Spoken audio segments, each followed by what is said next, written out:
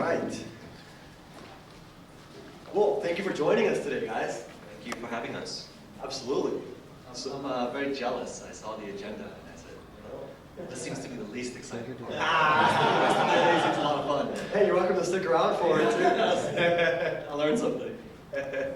So, awesome. So I figured the best way to start this off would be to hear more about your backgrounds, because you guys have really interesting backgrounds, and what led you to today. So maybe we can start from give a brief recap of what you studied in college, and then what you did after college up until today. I'll start. So again, my name is Kunal Chopra. I'm the CEO of a company called Certivo. But essentially, I grew up in Mumbai, in India, got my degree in computer engineering, moved to the United States to get my master's in computer science from Clemson University. Was lucky enough to get a job at Microsoft. That got me from South Carolina over here to Seattle. Did 6 years of Microsoft as a computer engineer, loved everything about it, but wanted to make a career change at that point. So decided to go get my MBA from the University of Chicago's Booth School of Business. Used that as a way to transition from engineering into product management. So I was the director of product at Groupon. At the time, it was one of the fastest growing startups in the world. Went from zero to a public offering in less than 4 years. I then decided to go and join an early stage startup back in the Seattle area. I was the chief operating officer for an esports betting company called Unicorn. It was venture backed. After that, that company exited eventually to a large strategic, and I wanted to go back to the corporate world, so I became a general manager at Amazon here. These campuses are very familiar to me, and ran their retail shoes business for a period of time. Went back to Microsoft, was the general manager for worldwide learning, so spent a few years there, and then got the opportunity to be the CEO of a publicly traded company on the NASDAQ. So I ran that for a few years, got the opportunity to be the CEO of a private equity-backed company called Beckett Collectibles, and then decided finally after exiting that company that I'd like to go back down to the startup world, and that led to setting up Certivo. Just in my experience, as you can see, a lot of large company experience, a lot of startup experience, and then a lot of sort of mid-market as well. And in all these corporate experiences that I had personally, I learned a lot about what it takes to build a business, what it takes to grow companies, what it takes to scale companies, launch great products to market. And I really hadn't done it all by myself. I always worked for someone else. I always worked with a corporate machine. And I knew at this next phase of my career, what I really wanted to do was build a business from scratch. And in fact, you're going to meet TA later today. He is my partner in creating Certivo. We spun out that company together from Pioneer Square Labs here in the greater Seattle area. But my motivation really was to take all these experiences that I learned in the corporate world over the years, and then go and create something big from scratch with the partnership that I found from PSL. But maybe more on that soon, but Jonathan, I'll let you give your experience. That's awesome. Yeah, mine's way less interesting and cool, but so congratulations, by the way. That's amazing. That's very, very cool. So I was born in the U.S., grew up in Hong Kong, came to the U.S. back for school. I was a computer science lecturer and engineer as well, so kind of a techie. Did my master's actually in spoken language at the time, built a kind of language learning thing, which was kind of interesting. Ended up coming to Seattle from Microsoft. I think a lot of folks come here for big companies. So ended up we built a kind of developer community with a bunch of friends and I. We sold it to Microsoft. Came to work at Microsoft as a product manager. So while I was a techie, I always liked kind of the business side of technology. So I was a product manager at Microsoft for a few years. Then was making the choice of, should I go to business school, should I do other stuff? And got a job at McKinsey here in Seattle. So ended up working for McKinsey doing consulting, again in the tech media telecom sector.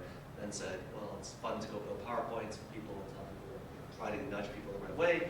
But the investors must have all the power, so let me go be an investor. So I went to Singapore and worked for Temasek, which is a $300 billion fund, invested about $1 billion in a variety of everything from venture funds to direct investments in startups to private equity deals. taking companies private, and so on and so forth. So did that for a few years. That was a lot of fun, sat on a bunch of boards, then realized being an investor is kind of boring and kind of risky, and so really wanted to go back to building something, and being in the company and trying stuff. So went back to corporate, working for Cengage, which is an education publisher, that was basically making $500 textbooks, and said, hey, this seems crazy, people should not have to pay $500 for a textbook, and help them transform it into a digital business, digital subscription business. And so went from selling $500 textbooks to $120 all-you-can-eat digital subscription for all your coursework. Then ran their skills division, turned that into, got that to grow, so you have an education kind of background.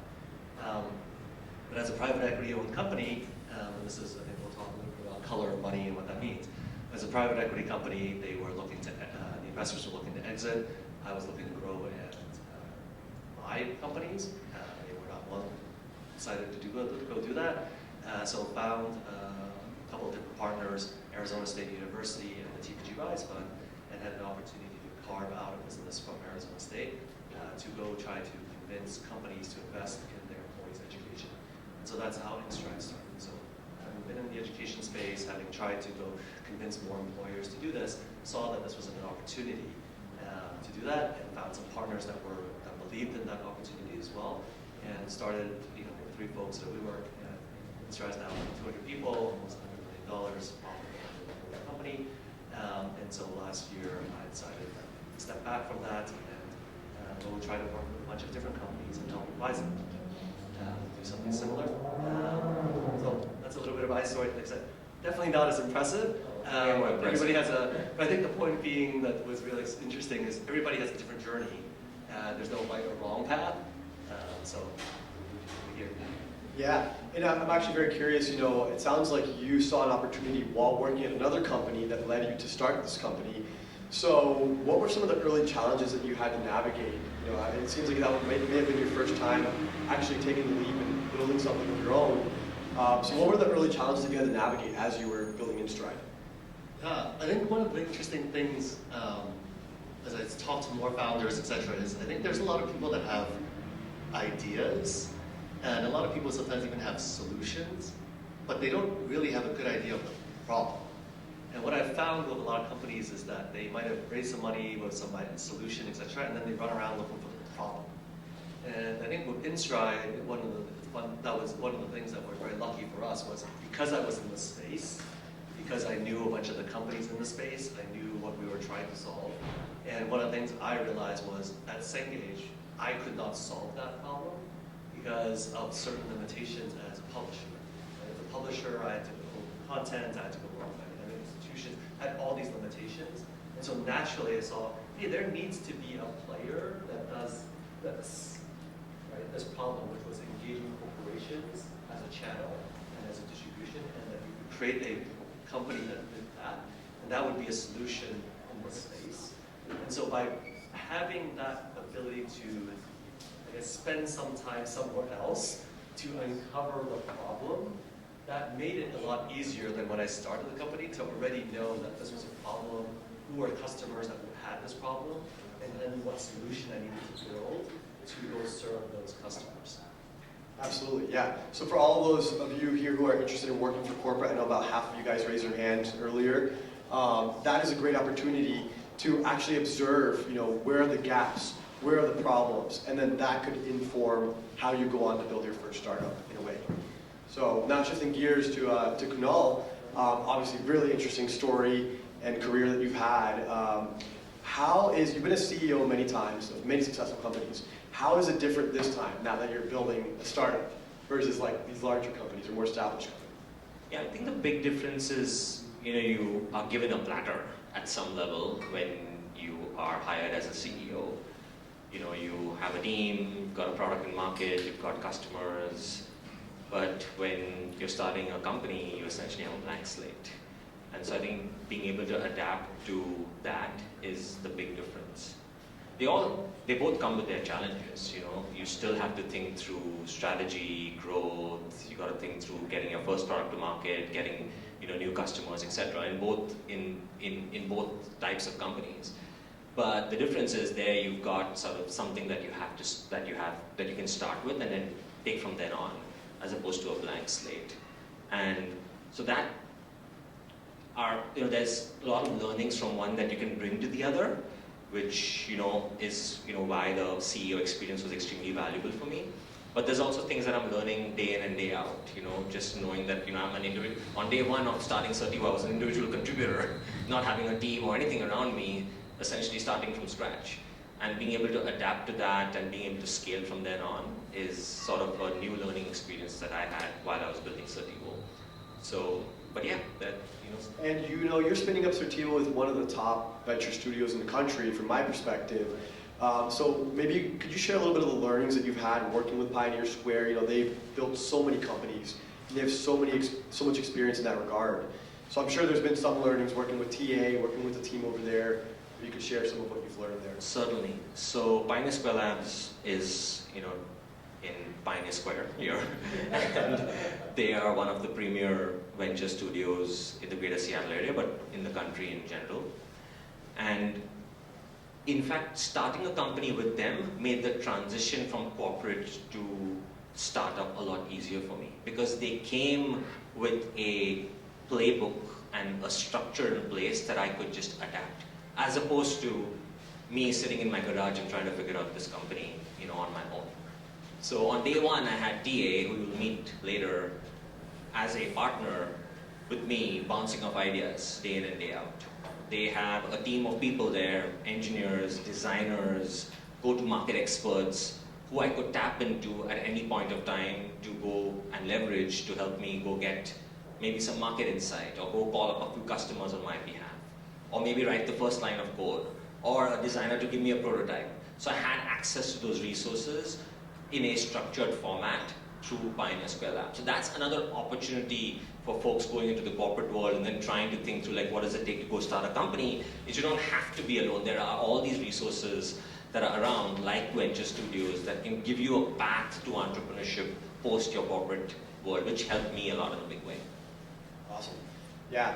So, and going back to Jonathan Lau, so, for those of you who didn't hear, his company is doing about 100 million in revenue. They're profitable.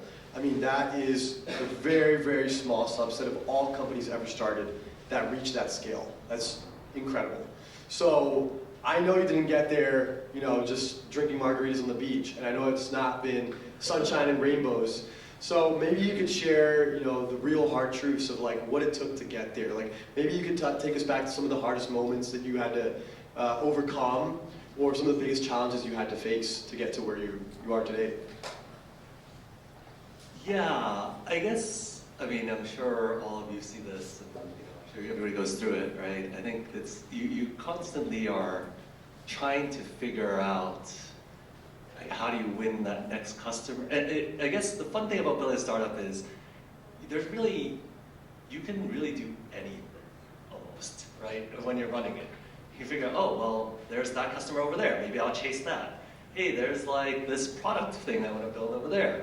Oh, I went to a conference and this guy came up with this, I saw this idea, let me go build that. Right, so the number of choices that you have, right, is almost unlimited, right? And as a CEO or COO or executive, or as a senior, your job really is to actually figure out of all those choices, where you're placing your bet, and to rally your team around that long enough so that your team and you can execute down at least some path.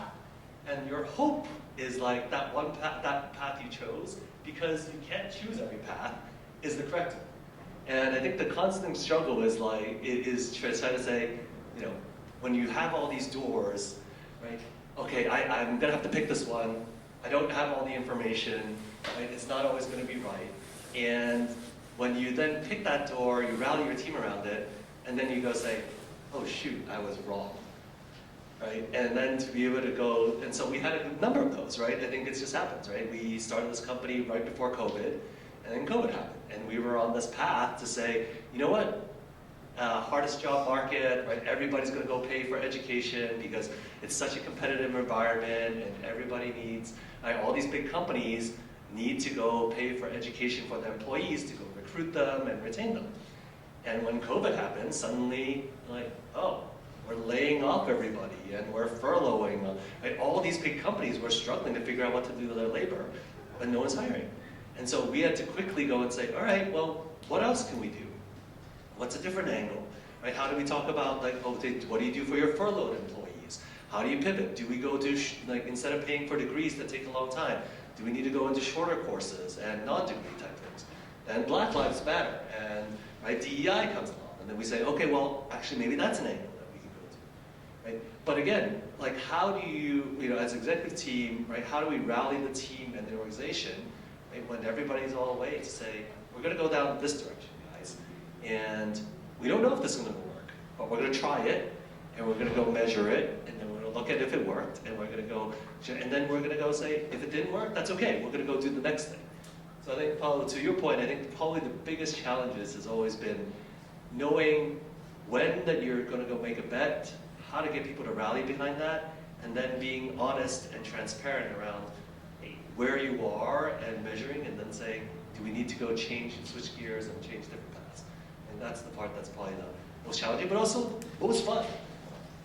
Notice that it is all about the people, right? He's saying, do we go after that customer? How do we rally the team to go in this direction, right? So the people skills is like instrumental. So Kunal, for you, you've been the CEO of a publicly traded company before. I'm sure that in itself is not easy at all. So could you talk about whether it's in the current startup that you're running or across your career, what have been some of the hardest challenges that you've had to overcome? Yeah, dealing with board members. Publicly traded company board members are a different beast, I must say. When the share price drops especially. So, no, I think, to your point, there's a lot of challenges that come across, across the board, and they change depending on where your company is. In the case of when I was running Caspian, which is a publicly traded company that we talked about, is the challenges there were around scale. Like, how do we open up new markets? We were always wondering about, hey, we're in the US right now, is there an opportunity? The UK is an opportunity, in India is an opportunity, in China. So it was the challenge of sort of scale. There was a challenge about, how do we pivot our current product offering into something else? Maybe there's another offering that's cheaper for a different market segment. In the case of the current startup, it is how do you find product market fit? I'm in a way earlier stage than Jonathan is. So right now it's about which is that path that makes sense for us, where the go-to-market unit economics makes sense for us to be able to take this to the next level of execution. So that's the challenge that we're trying to sort of solve for right now. So in every case it's slightly different. In Caspian, when I joined there was a big people challenge. The day I joined the company, the entire HR department decided to quit. For some reason. The whole HR department decided to quit. So there was like no people person, there was no one in HR. Imagine running a company, 300 people waiting there's no HR, no processes. We had payroll that was delayed, people weren't getting paid. It was a complete mess, right? So you had to deal with all these administrative issues. So challenges could be from strategy to which new product, which new market segment, to administrative issues, to operational issues, to people challenges, to I don't know what product to build right now. So I've seen it all across the board, and my point is at every stage you have to take what Jonathan said, which is this iterative approach of like I'm experimenting, I'm making these incremental changes, I'm trying things out. I'm trying to find what the right path is, and if you take that approach of sort of incrementally going one step at a time, you'll eventually hit that point of scale, and I can move now forward in the right direction. That's my experience. I love that. Okay, so the two of you are both incredibly accomplished. I'm actually very curious, what do you credit your success to? Is it your upbringing? Is it particular mentors that you had? Is it your hunger or drive that you were born with? Is there any of those that you can point to? Dumb luck, maybe. Humility, maybe? Yeah, no, I mean, look, I think there's a lot to be said of just hard work. I do think there's, whether you believe, I think there's that the founder mindset or whatever and all this stuff. But I think at the end of the day, I think people that, at least for me, I never thought I was like necessarily the smartest or the fastest or the best or whatever, but I think you're willing to work, right? I remember when my first year at Microsoft, right, I slept in the office, right? I just out hustled, and there were people that would work from 10 to 4, right? And golf during the day, right? Because you could do that, right, at Microsoft back then. And I was like, well, look, this is my opportunity. I'm going to go crush it, and I don't know anything, right? It's like 22, 23. It's like I don't know anything, but it's not like I have a family. It's not like I have a bunch of other stuff. So why don't I just try to learn as much as I possibly can of this opportunity, right? And I had friends that were at Microsoft with me, and they did work. They were developers. They were happy, and they got the Microsoft job, and they would take long lunch breaks and do this, that, and the other. And I was like, well, no, I'm going to go, and I got the opportunity to, for example, these big companies, sometimes you get these opportunities where I went around the US at 23 years old launching a $300 million product. And I was on stage, in front of a room like this, with a bunch of enterprise customers trying to sell them system management software. And I didn't know anything about systems management software, but I did it, and you take every opportunity that you can, right? And you just outwork, and if you can outwork people, right, and try to, and you're dedicated and really do it, good things tend to happen, because I think it means that you'll have more reps than people, right? And I think that's honestly one of probably the things that's been most helpful to me now, is I think through my career, because I've worked a little more, I've been at an investment bank, I've been at a consulting firm, I've been at investment, etc. All of those things tend to require you to work maybe double the hours of a normal person. And when you work more and you have more exposure to more things, you'll see more patterns faster the next time. I think that's why when you look at what he's done, he's so successful because I think you've seen so many patterns, right? You've been through everything, and so the next time a problem comes up, you're a little bit faster at it, right? You get a little more reps around it. So at least for me, it was hard work. And I will say it's super hard to go try to convince my kids that that's a thing. My kids are 9 and 11. I keep trying to go convince them that they should work hard, and it's really not a thing. I don't. If any of you have any tips on how to convince people to work hard, especially kids, I would love to take that too. Make them hungry. I know. I gotta figure out. No, seriously, that's hunger. I was totally talking to my friend yesterday. I was like, I can't figure out how. Do I just throw my kids out and let them starve or something? Because they just don't have it. Yeah, I'll add hard work 100%. I will add grit is one that I believe, at least I've seen in my career. I just haven't given up, period. You can never get me to give up for anything. You can reject me, 100 VCs can reject me, I'm going to get the 101st one. 100 customers can reject me, I'm going to get the 101st one. That's my attitude in general. I don't care about getting rejected. I don't care about, giving up, period. And that's just the attitude I've always had. And that has built a level of confidence in me that I'd highly encourage you all to try to, try to build in yourselves. You got to go out there with a lot of confidence. And you may not know all the answers, to Jonathan's point, but it's okay, right? Give your best, right? Just try your best. You learn on the job. I was never a CEO before. Someone gave me the opportunity. I learned on the job. I learned how to figure out how to run HR, which I'd never done before, on that first day, because thanks to all of them leaving. So we figured out how to build an HR department, so from scratch. And, you just learn on the job. And so, I would say grit, hard work, confidence, and with that, you can change the world, trust me. Question. Can I ask you a question? I think grit and hard work are such nice core concepts, and you're talking about theory practice versus practice. I have, as students, a lot of our students here have some work experience before coming back to their masters, but I think in a young career, it can be hard to position yourself that, I'm a hard worker, but how do I tell my boss? Do I come off like I have a huge ego? Hey boss, remember I worked 14 hours, yesterday, and I did this, and then I got you that money, and that was me. And then there's a really diplomatic way to position yourself.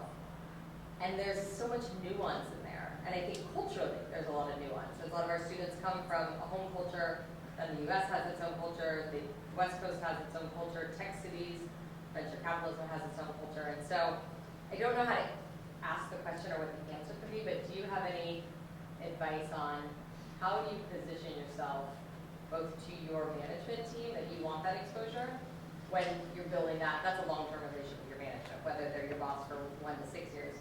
But then also there's the elevator pitch. How do you position yourself quickly in an interview that says, how do you say I have grit or I work hard in a way that's, diplomatic? I think it's a hard nuance for people young in their career or when they're, the first 6 months at a company. It's one thing to sleep at Microsoft, but who knows you're sleeping at Microsoft? Does anyone know that? Does that help with your advancement?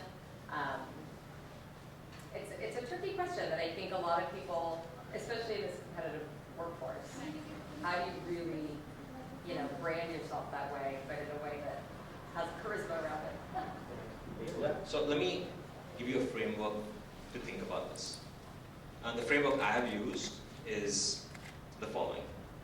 1, do good work. Your background should really speak about all the work you've done.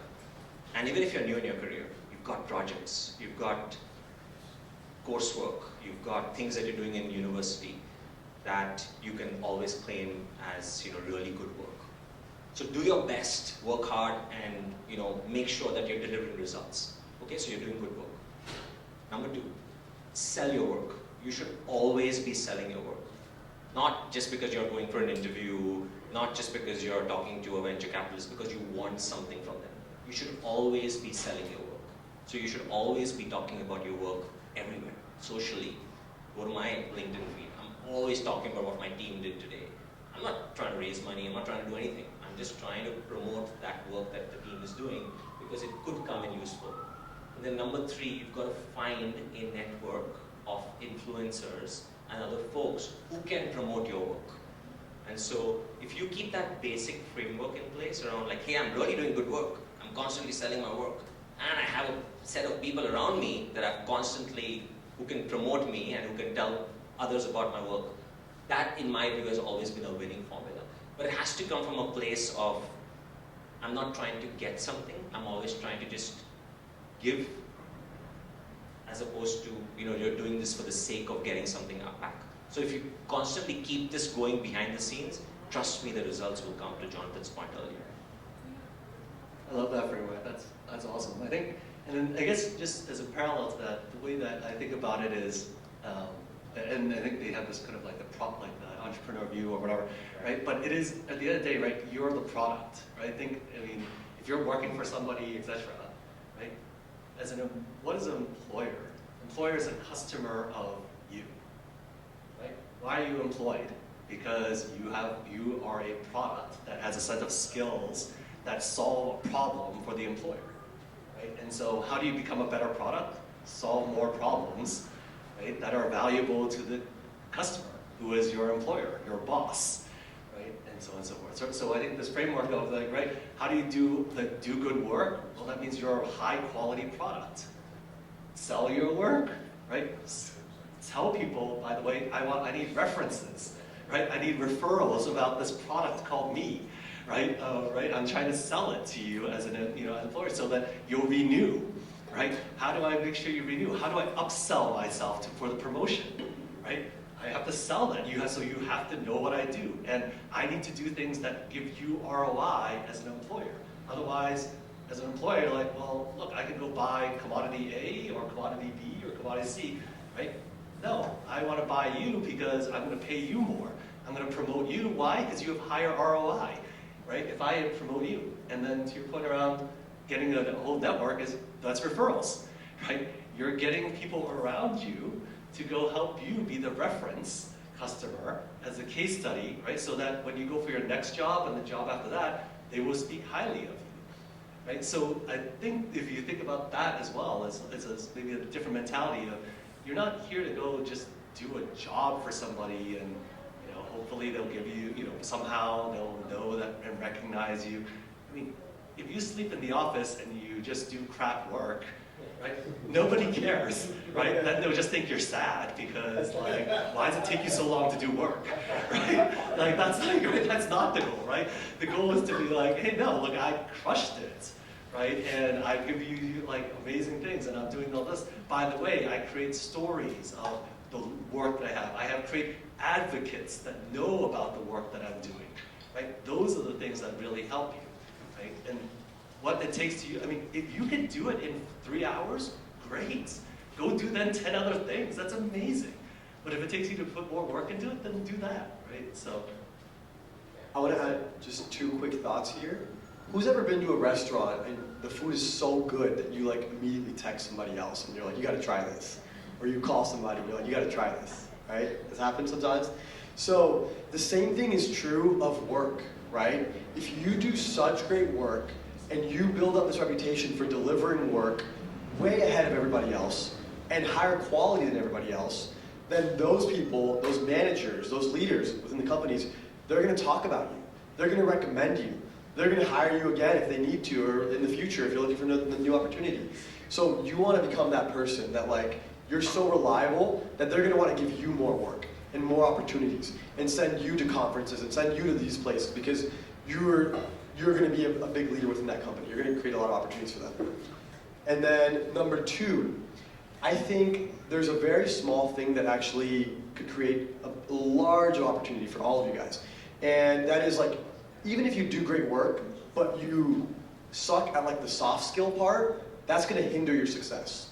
And one of the greatest things I ever learned from my biggest mentor is to be incredibly responsive. And to this day, like, he's one of the most responsive people that I've met. Like, I can text him, he'll text back within like 2 minutes.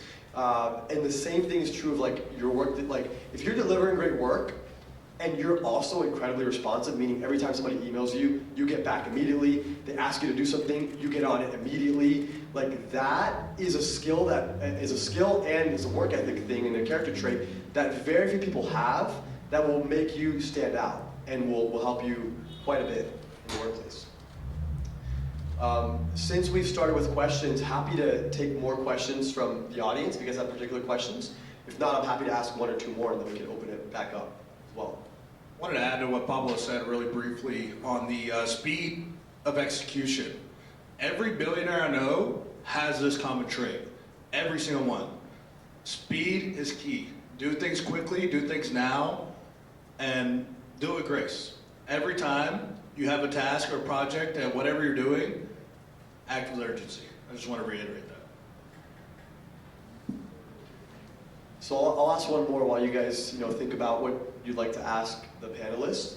So who would you say was your most important mentor and how did you meet them? So I don't have a single mentor. What I've realized in my career is that I pick and choose the best traits from multiple people and I form a mentor persona of sorts that I look up to, and that's who I want to be. And so it's a amalgamation of various traits from several people that I've collectively put together as my persona of what the right mentor is. And I get these nuggets of information from several people as opposed to one single person. But to answer your question around meeting all these people, it's just happened very organically. Sometimes it's just been outreach that I've done on LinkedIn to folks, which is, by the way, a great tool. You should, to the point of confidence that I was making earlier, don't fear reaching out to some executive at big companies. People reach out to me all the time. I'm jumping on a call with someone who reached out to me randomly yesterday saying, hey, I'd like some advice on transitioning from one company to the other. I'm giving her 30 minutes of my time. So, feel free to leverage that resource. Don't ever stop knowing that, oh, well, this person's an executive, CEO, he or she's never going to respond back to me.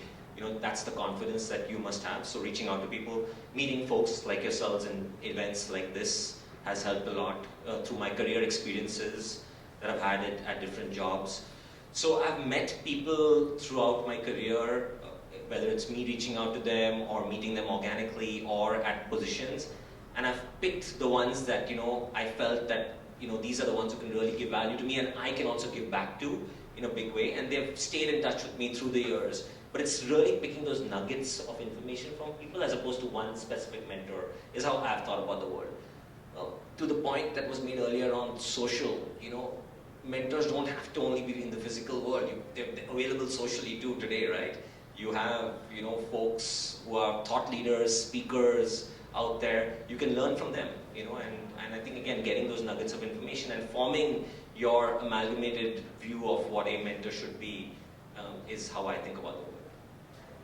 I think that's a great point. It's, as you said, I think mentors for different things, right? As you said, right? Because there are certain folks that you see do some certain things. So, for example, my stepfather is I'm very fortunate that I have an amazing stepfather, but he's a great people person. Right? He thinks about things from a people perspective. He remembers everybody's name. Right? He's a great role model. Right? But I can't ask him about how to run a tech company because he's not a tech guy. He runs hotels and all that stuff. Right? But from a people standpoint of how do I deal with people, how do I deal with a board, how do I do etc., he's a great mentor for that. Right? I have one of my old bosses is an ex-consultant who's a CEO now, and he knows the education space really well. And so if I have problems in the challenges in the education space, or if I have a tough problem to crack, like a strategy problem or something, right? I often will go to him and say, hey, I'm thinking about this problem. How should I think about it? So on and so forth. Right? I have somebody that used to work for me. Right? And so mentors don't have to be somebody more senior. I have somebody that worked for me that is, or two people actually, that are almost often the opposite of me. Right? I'm a strong, I don't know if you guys know the MBTI types, but I'm a TJ, right? So I'm a facts, right? I like planning, I'm structure, right? I'm very self-doubt. They're the opposite, right? They're feeling, emotive, right? How to deal with people, how to solve things. And so for that, a lot of times, right? If I'm dealing with challenges with the team or, some dynamics or, and look, I'm like an Asian guy. I don't know what it's like to be a white woman or or kind of thing. And so there are times where I will have mentors where I'll ask things like that, like, hey, what is it going? How does it feel to be that? What does that look like? How do you go through that? How do I work with folks like that? And so again, I have folks that I can tap into for that. And the nice thing about all of these relationships is, a lot of times people, while I tend to think of these things, well, or at least throughout my career, I always thought, I'm bothering these people. I don't want to bother these people. I feel so bad bothering these people. But when you actually engage with them and you ask them how they feel about it, a lot of these folks are actually flattered, right? Or excited, or because you're interested in them and the knowledge that they have. And oftentimes, because they are experts in those spaces, they're excited to share that expertise with you, right? And so, obviously not everybody's always going to respond, right? But if you find folks, it is very flattering for folks to reach out to you and ask you about something that you may know something about. Great. And then taking it back to when you guys graduated, what would be the one piece of advice that you would give to yourself, or that maybe your kids, as they're graduating college and going into enter the workforce? Either what piece of advice would you give them, or what do you think you would want to do? Knowing everything that you know today, if you were graduating today, what would be the best opportunity, or what would you go into? There's lots of advice I can give, but I'll keep it simple for this one. Is just know that everything will work out in the end. I think I used to be one of those stressed out students. Oh, am I going to get a job? And what's going to happen 5 years from now? And am I going to make enough money? And are my parents going to be happy with me? And there was unnecessary stress that I kept taking that potentially limited me exploring other options in life, than maybe things that I wanted to do early on in my career. I was even so fearful at Microsoft. I was interviewing, I said, I don't think I'm ever going to get that SDE job. Maybe I should interview for the SDET position at the time. And so it was sort of that thinking that limited and restricted my approach towards my lack of confidence to the point that I was making earlier. So just know, as you folks are graduating, you're going through your careers, it's all going to work out, right? Just move forward in life with your head high, with a lot of confidence, with the approach of grit, with the approach of hard work, and trust me, you will pave your path to what you care about. This is my little advice. That's awesome. So I would definitely go with that as the first. I guess if you thought just on the slightly different one, I think the one thing that's really interesting that when you're, or at least if I think about when I was younger, is I didn't realize that they like to say this, right? Your most valuable resource is your time, right? And so at the end of the day, like, when I was graduating, etc., I think I'd probably spend a lot of time, dicking around, right, doing other stuff, and etc., and probably not thinking really thoughtfully around how do I want to spend my time, and what does that look like, right? Is it like I want to do spend this much time at work? Do I want to travel? Do I want to and I think probably for me, because of the way I grew up, I spent most of my time, as I said earlier, working, right, and actually doing the job. And I think now when I look back, it's like, well, actually, if I spent 2 hours a week investing, for example, right, managing my portfolio, right, probably wouldn't have to work that hard now, right?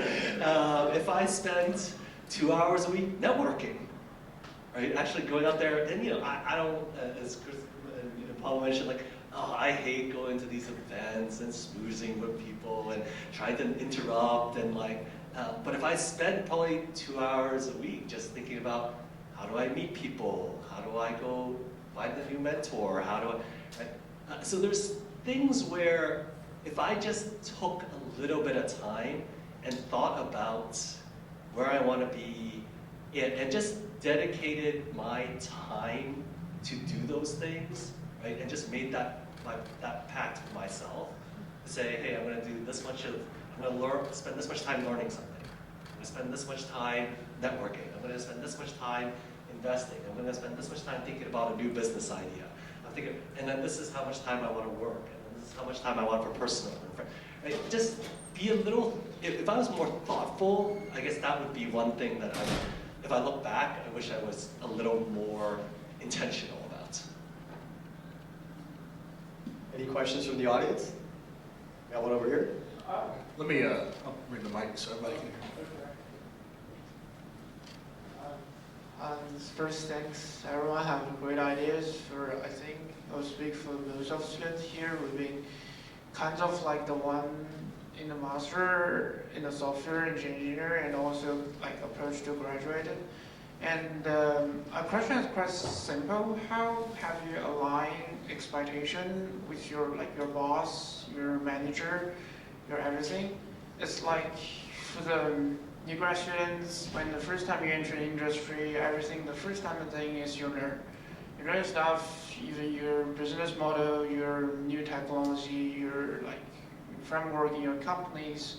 After that, you need to have some product, like you said, like you have kind of your product yourself to the company, to the group, make the contributes. But how you align expectation with your manager, like your manager. No, I know you are talent students and you have genius ideas, but you need to make the contribution. Maybe they have a high expectation. They can expect you to do more because you have a good ratio to have a high ratio, have to make the capital or make the money, or maybe have more impacts on your product. More they just it's okay. You have time to learn, but sometimes you have like a rough ratio of your learning curve. Do I explain my question well, or? Yeah, I think so. I mean, I'd go back to some of the basics that we talked about, right? I said, we should do good work, but what does do good work even mean, at the end of the day? So I think the question that a lot of young folks, and including myself, didn't ask is, what does my boss care about? What are their deliverables that they care about? What value are they creating for that organization? And is the work that you're doing completely aligned with what your boss is delivering on? Sometimes we work on the greatest ideas. Like I was at Microsoft, I was working on a project that my boss was very excited about. And he put me on this project. It was some model-based testing, and there's some sort of cool sort of next generation idea. But it was like this side project that the organization as a whole really didn't care about. It added no value to, you know, my boss's goals, to, you know, adding any sort of incremental, you know, value creation to that org as a whole. And so I was working on a project that made absolutely no sense for the org as a whole. And so those are the kind of questions that you have to align with your boss on. Like, what do they really care about? You know, are you working directly in that line of sight that they really care about? Are you aligning with the company and that organization's goals? Is something that, you know, is where that alignment conversation happens. And then, once you have that aligned, then you freaking, you know, go all in and you crush it, right? You sleep in the office if you need to and get it done, or go above and beyond. So I think being able to align to what the org cares about is a very important question that a lot of people don't answer. We do the work, we don't align with the right measurable targets and outcomes. You know, I guess one thing I learned early on, I really love this phrase, like under promise, over deliver, right? So to your point around like managing expectations, right? I mean, obviously, you know, you can't just go sandbag a bunch of stuff and, you know, not do anything. But to the extent that you can manage, I mean, I assume, you know, if you're in this room and you're working for some of these companies, you're probably a fairly talented person, right? And you're probably above average in your ability to deliver, right? And so your goal is to, how do you manage the expectations such that it is in a level where you can then show up and over-deliver on it, right? And that is, of course, through negotiation, through conversation, through, you know, managing expectation. And so I think that's probably, and it's not easy, right? Because as you said, right, bosses will like push you hard and ask you this, that, and the other, right? But I think that's where some of the art of negotiation, of building that rapport, right, of understanding of like, well, hey, is this reasonable? What are you really trying to get done? Right? And then this notion of priority, right? Like, go to your boss and say, well, I can do A or B.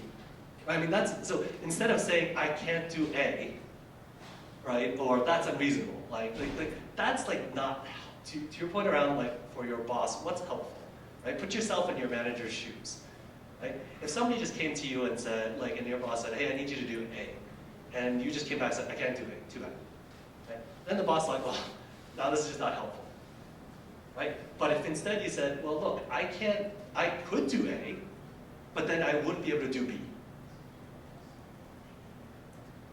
Now you have a choice, manager.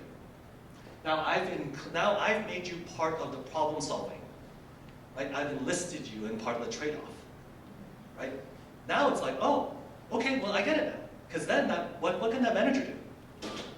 The manager can go to their boss and say the same thing, right? They can go say, well, hey, you want me to do, you know, A and B? Well, I can't do A and B for you. I need them to do this, right? And they can make the trade-off, right? So that's, I think, some of the ways of like forcing, like helping to solve the problem, right? Not saying no, but helping them understand constraints, limitations, challenges.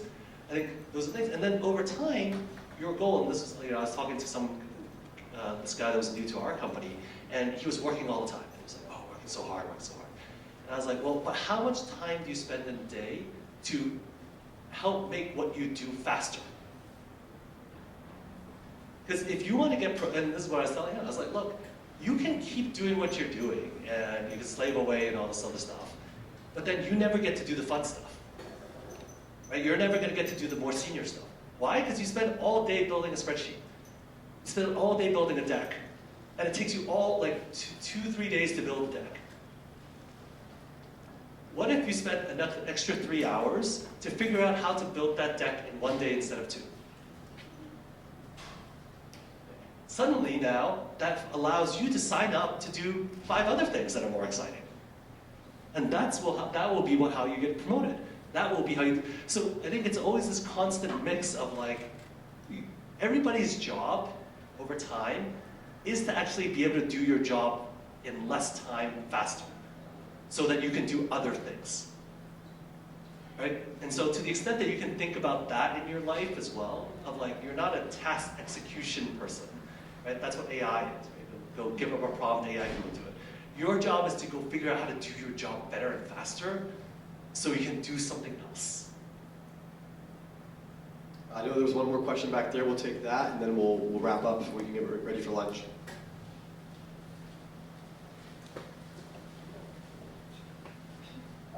First of all, thank you so much for sharing your insights or experiences.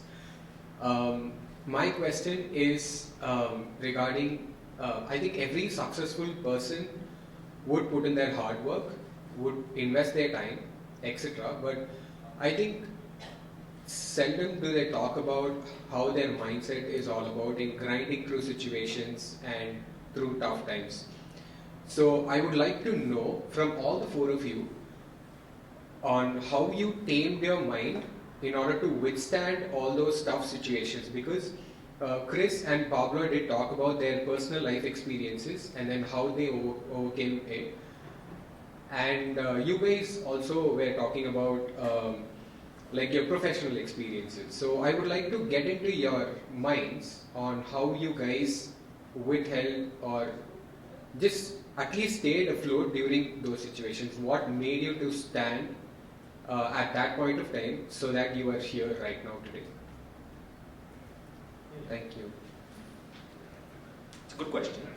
And if I look back on my personal life, outside of the professional, stuff we discussed, there's a lot of things that have held me strong.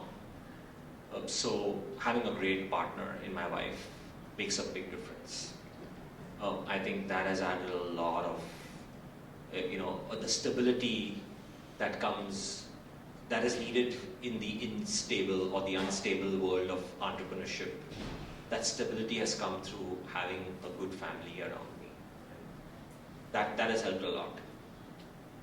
The second thing I would say is I prioritize things like fitness. I prioritize downtime, which is again very important. I prioritize decently eating healthy. I prioritize aspects of taking a walk or something that will help me calm my mind down. And those are small little things, but they make a big difference to my day. And they help me get more perspective as opposed to reacting to situations and being able to, versus being able to sort of calmly discussing and figuring out a solution to a particular problem. That has helped a lot, in my, these are sort of little subtle things, but they are very important and become part of who you are. The other thing that I would say is, and this has come because I've been around for 20 plus years in the Seattle area, is just patterns and experiences. When you get hit down 2, 3, 5, 6, and 10 times, and the 11th time doesn't make any difference. You've seen through them so many times. So the first time it's really hard when you go through a situation, but the second time it gets easier, the third time it gets easier. So experience also matters, and and so that has also helped me. Yeah, so I would say I'll give it to you while I think through anything else. But I think just having a strong partner, having habits outside of just work, and experience has definitely helped me, at least personally, go through tough situations. 100%. The partner piece, definitely. I think I tell my kids all the time, like, find the right person, because that will make your life either crazy or maybe a little less. So that's definitely one. Maybe the other thing to think about, most of what we do is not life or death, right? It's business, right? It's starting a company, it's selling a product, it's building something. It's okay, right? It will pass. You know what? It might not work. It might work, right? I mean, obviously, you want it to work. You're invested in it, right? You're gonna be, and so I think to the extent that you can develop kind of some, how should I say, like a appreciation of what triggers you, and then you have some process, some method in which you process that, right? And so, for example, there's there are times where I do need to vent, right? There will be something where something happens, and I will know that okay, now I need a little breath, right? Take a breath. I should not go to this next meeting, right away because I need to go take a sec. Right? I will then find a way to process that thing, whether it's venting to your family or your friends or just going out and screaming, etc. But you have a process way to get through it, and then you go back and remind yourself, like, why are you so worked up, right? And so for me, like, because I'm like I said, like a rational, etc. Like what helps me the most is I then think through, why am I reacting this way? Right? And a lot of times, for me at least, what I find is it's ego. It's my own ego. Right? When I get rejected by something or when I get etc., I get worked up because it's like, oh, it hurts me, like my ego, my little kind of pride and etc. And then I think about it as like, well, does it matter? Really? Like other than the fact that now I'm a little bit of chip, like what could I turn this into? Can I use this chip on my shoulder, like this, now to say, actually now I'm okay. I'm a little pissed off that this didn't work out. I'm gonna try harder next time. Right? How do I use that? As opposed to making it as a way to feel defeated, use it to then fuel the next thing. Right? So I guess that's something that over time I've kind of known about myself is like, hey, when I get knocked down, I need a little bit of chance to breathe. I need to think about it rationally of why it's that way, and then use that as a way to then funnel in the right direction. And then that's like kind of sustains me. And at the end of the day, it's not life or death. This works, it works. If it doesn't, oh well, I'll try something else. I had a friend recently, he got laid off from Meta as part of one of these, layoffs that have been happening. And the guy got a panic attack, after he got laid off. And they had to call the medics in and they had to walk him out of the Meta offices. And I was just thinking to myself, I'm like, oh man, like it's not life and death, you lost your job, right? I mean, big deal. We'll find something else. Like, is it worth, losing your health over it? And don't make this your identity, right? Like, to Jonathan's point is, yes, we want everything to work out and it will eventually, but you have to have the mindset that this is not what life is, right? Meta is not who makes me as, who I am as a person. Actually, to your point, I used to have a chief people officer. She used to call me out in meetings when I would get like a little hyper or something, and she's like, hey Kunal, maybe you should just take a break and come back to the next meeting. And she would like call me out in a meeting and say, you should maybe, I think it's getting a little heated right now in this conversation. And so I love that about her, right? Like she would just hold me accountable. She would notice that maybe this is not the right time for us to all be in the room together, so maybe you should walk out. And so that's, I think, a great example of, you have to recognize that pattern as to when can I stop, right? Now when can I take a break and come back with a calmer mind? Just to add to that, for me personally, I think it goes back to like, what is your why and what is your purpose? Because if you have a strong enough purpose and a strong enough why, then that's going to compel you to take these risks and put yourself in situations where you're actually going to fail. But if your why is strong enough, then it's going to keep you going forward, right? I think Elon Musk said this, that like, if something is important enough, you'll do it anyways, even if the likelihood is that you're going to fail. And I think that's super powerful. Like, you need to find what it is that drives you and what it is that's going to keep you up day in and day out, just grinding, working on something. So I think you got to find that, and then the rest will fall into place. And Christopher, you wanted to add something? Yeah, I'll add, and I'll reiterate a few of the points Jonathan Kunal made. Your reference group, Kunal, you mentioned this, your community, your wife. If you're doing hard things, if you want to accomplish big things, being around people who aren't will make that exponentially harder. So find a reference group, say these guys, $100 million business, publicly traded CEO. If I'm around these guys all the time, it's likely that I'll be the third. So have a strong community, have a strong reference group. It doesn't have to be work, it could be a fitness, it could be whatever you want to do in life. And then take care of your body, to your point, Kunal, on staying healthy. Your mind is only as sharp as the food you put in and the exercise you do. So community, take care of your body. And the final thing I'll mention, to your point of mental fortitude, how do you keep going? There's this interesting study by Andrew Huberman where he points out a correlation to longevity. If you continue to do hard things in your life, it'll be easier every time. Jonathan, you mentioned this. Consistently fail, and at the 11th time, it's not going to be as hard. So continually do these hard things over and over and over again, it'll consistently get easier. One thing I wanted to mention before we go to lunch, I brought the dean in and all of our Northeastern people here. We want to gather everybody. We want to announce this partnership with the university and really make an impact here in Seattle and build an entrepreneurship hub here.